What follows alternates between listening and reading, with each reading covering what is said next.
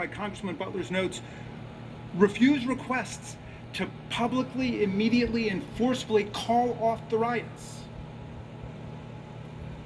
And when he was told that the insurgents inside the Capitol were Trump supporters, the president said, quote, "Well, Kevin, I guess these people are more upset about the election than you are."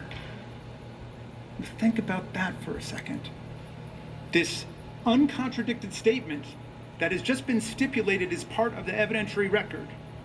The president said, "Well, Kevin, I guess these people," meaning the mobsters, the insurrectionists, "are more upset about the election than you are." That conduct is obviously part and parcel of the constitutional offense that he was impeached for, namely incitement to insurrection.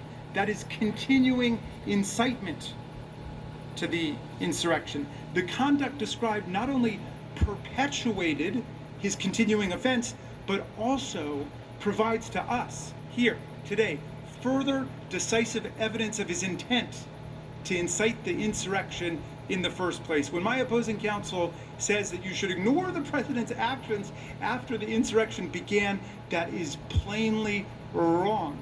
And it, of course, reflects the fact that they have no defense to his outrageous, scandalous, and unconstitutional conduct in the middle of a violent assault on the Capitol that he incited.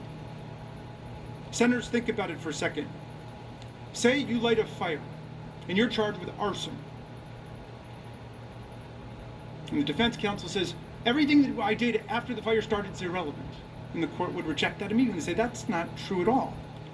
It's extremely relevant to whether or not you committed the crime. If you run over and try to put out the flames, if you get lots of water and say, help, help, there's a fire, you call for help, a court will could infer that you didn't intend for the fire to be lit in the first place. They would accept your defense, perhaps, that it was all an accident. It was all an accident. Accidents happen with fire. But if, on the other hand, when the fire erupts, you go and you pour more fuel on it, you stand by and you watch it gleefully, any reasonable person will infer that you not only intended the fire to start, but that once it got started and began to spread, you intended to continue to keep the fire going. And that's exactly where we are, my friends. Of course your conduct while a crime is ongoing is relevant to your culpability, both to the continuation of the offense, but also directly relevant, directly illuminating to what your purpose was originally. What was your intent? And any court in the land would laugh out of court any criminal defendant who said, what I did after I allegedly killed that person is irrelevant to whether or not I intended to kill them. I mean, come on.